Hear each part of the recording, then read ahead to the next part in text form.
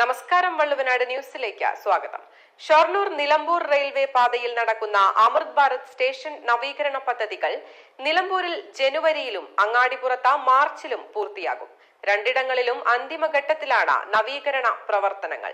അങ്ങാടിപ്പുറത്ത് 13.76 കോടി രൂപയുടെ നവീകരണ പ്രവൃത്തിയാണ് പുരോഗമിക്കുന്നത്.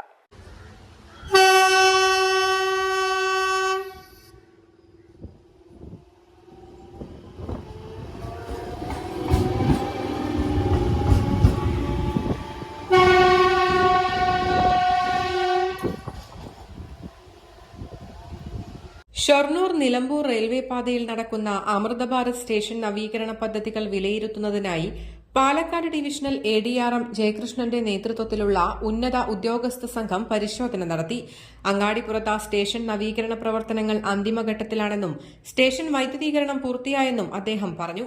KCBയിൽ നിന്നും ഇൻകമിംഗ് സപ്ലൈ ലഭിച്ചു കഴിഞ്ഞാൽ ഉടൻ ലൈനിൽ ചാർജിംഗ് സാധ്യമാകുമെന്നും ADRM ജയകൃഷ്ണൻ പറഞ്ഞു. അടുത്തയാഴ്ച തന്നെ പാത വൈദ്യുത കമ്മീഷൻ നടത്താൻ കഴിയുമെന്നാണ് പ്രതീക്ഷിക്കുന്നത്. ഈ പാതയിലെ വൈദ്യുതീകരണം യാഥാർത്ഥ്യമാകുന്നതോടെ കേരളത്തിലെ റെയിൽവേയുടെ മുഴുവൻ വൈദ്യുതീകരണവും പൂർത്തിയാകും. മേലാറ്റൂരിലെ ട്രാക്ഷൻ സബ്സ്റ്റേഷൻ സന്ദർശിച്ച വിലയിരുത്തിയാണ് ഉന്നത സംഘം അങ്ങാടിപ്പുറത്തെത്തിയത്. മേലാറ്റൂരിലെ ട്രാക്ഷൻ സബ്സ്റ്റേഷൻ വഴിയാണ് അങ്ങാടിപ്പുറത്തേക്ക് വൈദ്യുതി കടത്തിവിടുന്നത്. 13.76 കോടി രൂപയുടെ വികസന പ്രവർത്തനങ്ങളാണ് അങ്ങാടിപ്പുറം സ്റ്റേഷനിൽ നടക്കുന്നത്.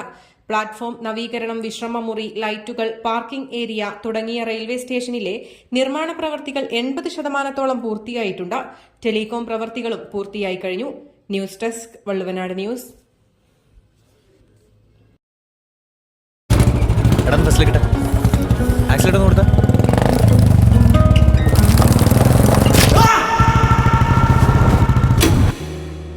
വിരലിൻ്റെ അറ്റം കട്ടായി പോയിട്ട് ഇങ്ങനെ തൂങ്ങിക്കിടക്കുമായിരുന്നു. മുറിച്ച് കളയണമെന്നാണ് കൊണ്ടുപോടത്തൊക്കെ പറഞ്ഞത്. കൂടെ ഉണ്ടായിരുന്ന അഭി പറഞ്ഞു നമുക്ക് കിംസ് അൽഷിഫയെ കൊണ്ടുപോകാം. വിരലിൻ്റെ കാര്യത്തിലാണേലും യാത്രയുടെ കാര്യത്തിലാണേലും രണ്ടും മുറിഞ്ഞു പോകാതെ തുന്നിച്ചേർത്തത് കിംസ് അൽഷിഫയിലെ ഹാൻഡ് ആൻഡ് റിസ്റ്റ് സെൻ്ററാണ്. Hand and wrist centre, KIMS Al Shifa hospital, Perinthalmanna.